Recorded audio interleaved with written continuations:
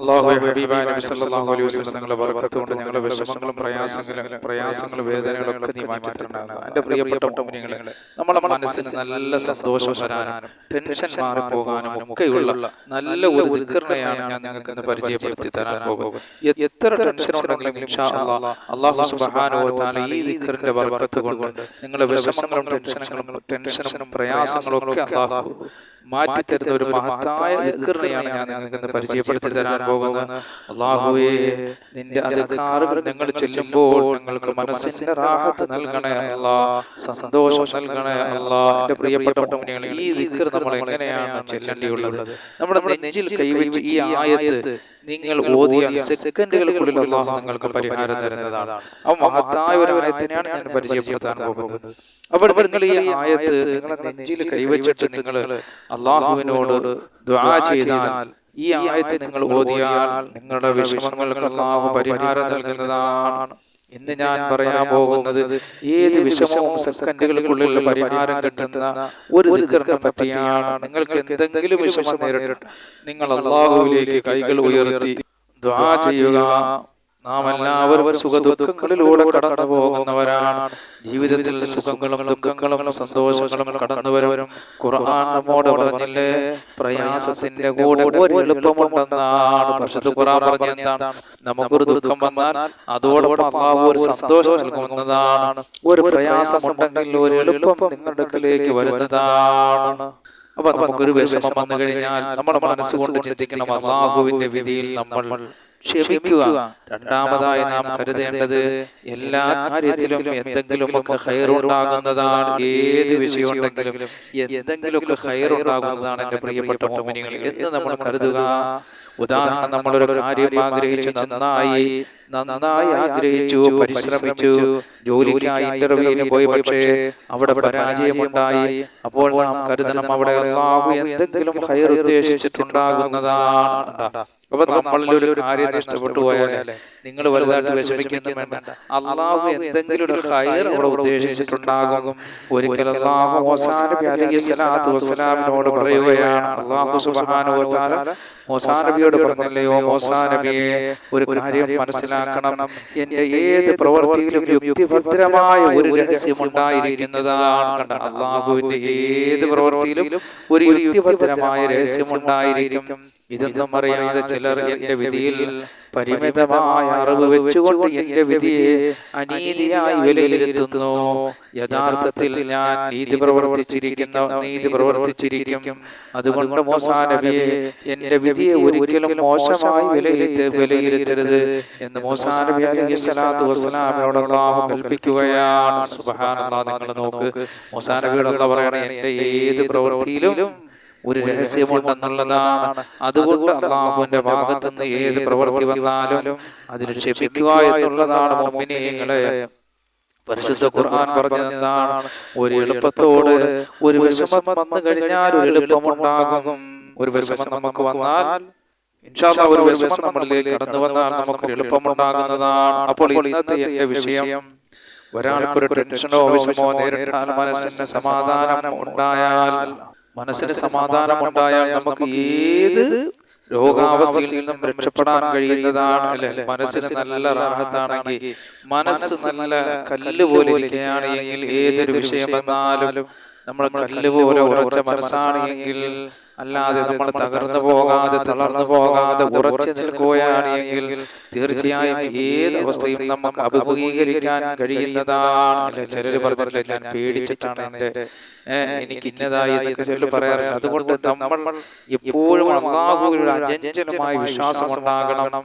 മനസ്സിനെപ്പോഴും വിഷമങ്ങളുള്ളവർ, ടെൻഷനുള്ളവർ, പേടിയുള്ളവർ, മനസ്സിലെപ്പോഴും ഒരു അങ്കലാപ്പുള്ളവർ തന്റെ വലത് കൈ, ചിലർ പറയും ഉസ്താദേ ഭയങ്കര വിഷമമാണ്, എപ്പോഴും മനസ്സിന് ഒരു ടെൻഷനാണ്, കൈകാലുകൾ വിറയ്ക്കുന്നുണ്ട്, വല്ലാത്ത ഒരു സമാധാനമില്ലായ്മ എപ്പോഴും മനസ്സിലുണ്ട് എന്നിങ്ങനെ ചിലർ നമ്മളോട് പറയാറുണ്ട്. എന്റെ പ്രിയപ്പെട്ട മുഅ്മിനീങ്ങളെ, അങ്ങനെയുള്ളവർ മനസ്സിലാക്കണം, നിങ്ങൾക്ക് നല്ല നല്ല അല്ലാഹു സുബ്ഹാനഹു വ തആല നല്ല ധൈര്യം തരാനും മനസ്സിന് നല്ല ധൈര്യം തരാനും നിങ്ങൾ ഈ പറയുന്ന അമൽ ചെയ്യണം. നിങ്ങളുടെ വലത് കൈ ഇടത് നെഞ്ചിനോട് ചേർത്ത് വെച്ചിട്ട് ആദ്യം അഊദു ബില്ലാഹി മിനശ് ശൈത്വാനിർ റജീം ബിസ്മില്ലാഹിർ റഹ്മാനിർ റഹീം അലാ ബിദിക്രില്ലാഹി തത്മഇന്നുൽ ഖുലൂബ് അലാ ബിദിക്രില്ലാഹി തത്മഇന്നുൽ ഖുലൂബ് അലാ ബിദിക്രില്ലാഹി തത്മഇന്നുൽ ഖുലൂബ് എന്ന ഈ ആയത്ത് 7 പ്രാവശ്യമോ 11 പ്രാവശ്യമോ 21 തവണയോ ഓതുക. ഒറ്റ തവണ ഓതുമ്പോഴേക്കും മനസ്സിന് വല്ലാത്തൊരു സമാധാനം ഉണ്ടാകുന്നതാണ്. അപ്പൊ മനസ്സിന് വിഭ്രാന്തി ഉള്ളവർ, ഭയമുള്ളവർ, പേടിയുള്ളവരൊക്കെ ഈ മഹത്തായ അമൽ നിങ്ങൾ ചെയ്യുക. അല്ലാഹു വലിയ വിജയം നിങ്ങൾക്ക് നൽകുന്നതാണ്. നിങ്ങളുടെ മനസ്സിനെ അല്ലാഹു തആല പിടിച്ചു നിർത്തുന്നതാണ്. അല്ലെ? അപ്പൊ ഈ അമൽ നിങ്ങൾ ചെയ്തു നോക്ക്, വലിയ വിജയം കിട്ടുന്നതാണ്. ഒരുപാട് പേര് പറഞ്ഞു ഉസ്താദേ മനസ്സിന് വല്ലാത്ത ഒന്നിനും ഒരു ധൈര്യമില്ല, ഒന്നിനും ഒരു ഉന്മേഷമില്ല, മനസ്സിന് വല്ലാത്ത പേടിയും ഒരു വിഭ്രാന്തിയും ഒക്കെയാണെന്ന് പറഞ്ഞിട്ടുണ്ട്. അതുകൊണ്ട് എന്റെ പ്രിയപ്പെട്ട മുഅ്മിനീങ്ങളെ, അതുകൊണ്ട് അഊദു ബിസ്മി നിങ്ങൾ ഓതിയതിനു ശേഷം അലാ ബിദിക്രില്ലാഹി തത്മഇന്നുൽ ഖുലൂബ് നിങ്ങളുടെ വലത് കൈ ഇടനെഞ്ചിനോട് ചേർത്ത് വെച്ചിട്ട് വലത് കൈ ഇടനെഞ്ചിനോട് ചേർത്ത് വെച്ചിട്ട് അഊദു ബിസ്മി ഓതിയിട്ട് അലാ ബിദിക്രില്ലാഹി തത്മഇന്നുൽ ഖുലൂബ് എന്ന് 7 പ്രാവശ്യമോ 11 പ്രാവശ്യമോ 21 തവണയോ നിങ്ങൾ ഓതുക. ഒറ്റ തവണ ഓതുമ്പോഴേക്കും മനസ്സിന് വല്ലാത്തൊരു സമാധാനം ഉണ്ടാകും, വല്ലാത്തൊരു കുളിർമയുണ്ടാകും. ശേഷം വീണ്ടും ബിസ്മി ഓതിയിട്ട് സൂറത്തുൽ ഇൻശിറാഹ് 4 പ്രാവശ്യം നിങ്ങൾ ഓതുക. സൂറത്തുൽ ഇൻശിറാഹ് 4 പ്രാവശ്യം നിങ്ങൾ ഓതുക. ഏതാണ് സൂറത്തുൽ ഇൻശിറാഹ്? ഞാൻ ഓതിത്തരാം. അഊദു ബില്ലാഹി മിനശ് ശൈത്വാനിർ റജീം ബിസ്മില്ലാഹിർ റഹ്മാനിർ റഹീം അലം നശ്റഹ് ലക സദ്റക വവളഅനാ അൻക വിസ്റക അല്ലദീ അൻഖദ ളഹ്റക വറഫഅനാ ലക ദിക്റക فإن مع العسر يسرا إن مع العسر يسرا فإذا فرغت فانصب وإلى ربك فارغب എന്ന സൂറത്തുൽ ഇൻശിറാഹ് ഒരു 4 പ്രാവശ്യം നിങ്ങൾ ഓതുക.